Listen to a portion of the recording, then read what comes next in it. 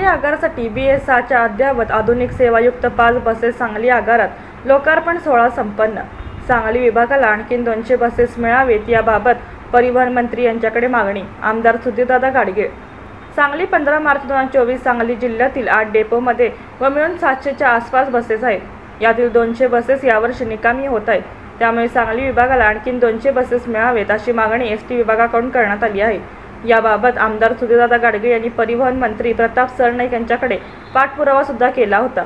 त्याच अनुषंगाने महाराष्ट्र राज्य मार्ग परिवहन महामंडळ सांगली आगारासाठी BS या अद्ययावत आधुनिक सेवायुक्त अशा 5 बसेस सांगली आगारास दैनंदिन चालनासाठी उपलब्ध झाल्या असून सांगली मध्यवर्ती बस स्थानक येथे या बसेसचा लोकार्पण सोहळा आज आमदार सुधीरदादा गाडगीळ यांच्या हस्ते पार पडला।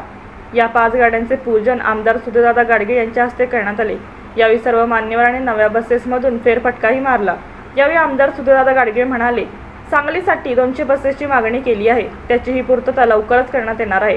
BSच्या अद्ययावत बसमध्ये 41 सीट सहित अत्याधुनिक सुविधा आहेत, जसे की reverse camera, automatic door system, अग्निविरोधी पुश बकेट सीट, आरामदायी सीट, प्रत्येक सीटला मोबाईल चार्जर आदी सुविधा यामध्ये देण्यात आल्या आहेत। यावेळी माजी आमदार नितीन शिंदे, भाजपा शहर जिल्हा अध्यक्ष प्रकाश डंग, शिवसेनेचे जिल्हा प्रमुख महेंद्र चंडाळे, माजी जिल्हा प्रमुख रावसाहेब घेवारे, जितेंद्र शहा, महिला आघाडी प्रमुख सुनीता मोरे, आंबेगिरी मॅडम, भाजपा पदाधिकारी अविनाश मोहिते, गजानन नलवडे, स्नेहजा जगताप, रवींद्र वादवणे, विजय साळुंखे, संदीप ताटे यांच्यासह विभाग नियंत्रक सुनील भोकरे, आगार व्यवस्थापक राजेंद्र घुगरे, स्थानक प्रमुख महेश पाटील, कार्यशाळा सहाय्यक प्रवीण कांबळे यांच्यासह आगार व्यवस्थापक ST अधिकारी, कर्मचारी, चालक, वाहक उपस्थित होते।